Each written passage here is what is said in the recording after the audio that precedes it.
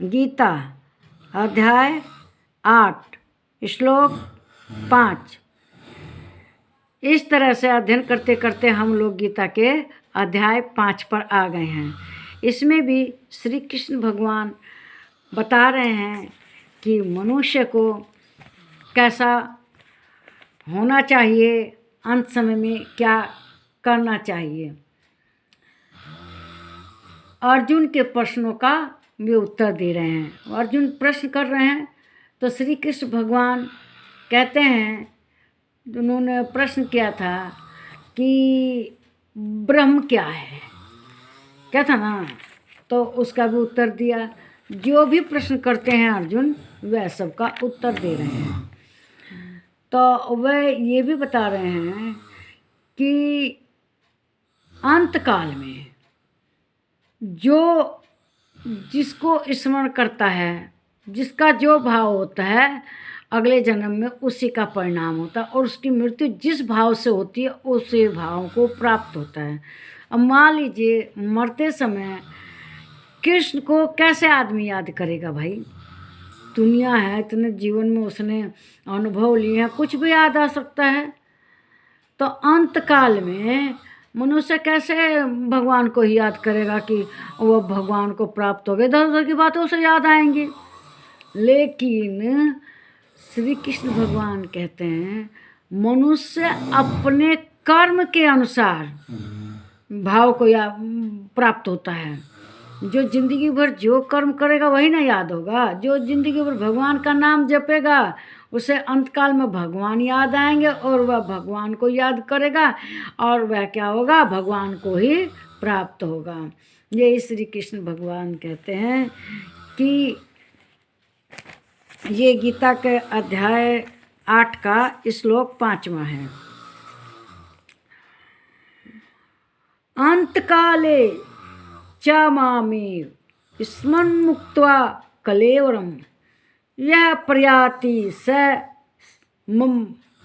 मद्भावम याति नास्त्यत्र संशय। कहते हैं कि इस बात में संशय नहीं है कोई कि शरीर को छोड़ते समय, यानी कि जो पुरुष अंतकाल में मुझको ही स्मरण करता हुआ शरीर का त्याग कर जाता है, वह मेरे साक्षात स्वरूप को प्राप्त होता है।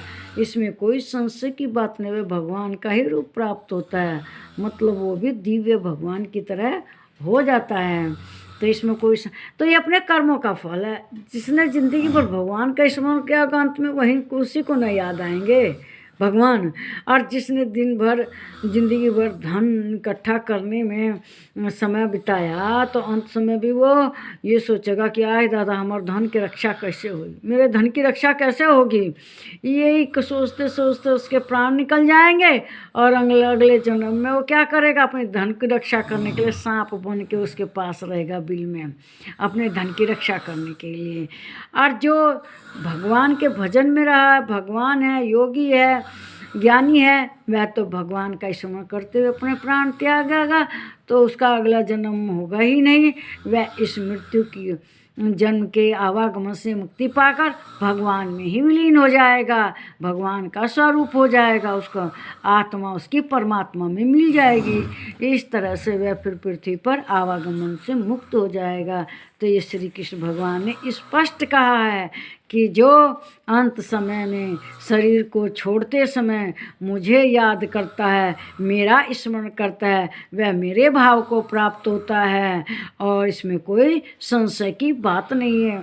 इसीलिए कोई भी हो जीवन, उसको बुढ़ापे में उसको प्राण जा रहे हों, तो कहना चाहिए भगवान को याद करो, भगवान भगवान, राम राम राम राम, कृष्ण कृष्ण श्री कृष्ण श्री राम, इस तरह से श्री राधे कृष्ण, इस तरह से जाप करो तो वह भगवान को प्राप्त हो जाएगा।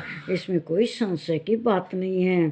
अंत कौन कहता है, अंत काल में जो मुझे याद करता है वह उन्हीं को प्राप्त होता है, भगवान को। ये श्री कृष्ण भगवान ने स्पष्ट कहा है। और देखते हो गांव देहात में भी जैसे सब उन्होंने गीता का एकदम पक्का अध्ययन कर रहा है, इस तरह से बात करते हैं। कहते हैं इनके मुंह में तुलसी दो, गंगा जल दो, भगवान भगवान करो, राम राम करने को कहते हैं। अब पापी का भी उससे उद्धार हो जाता है। इस वीडियो को लाइक कीजिए, शेयर कीजिए, इस पर कमेंट कीजिए, मेरे चैनल को सब्सक्राइब। नमस्कार मेरे प्यारे भाइयों बहनों बच्चों।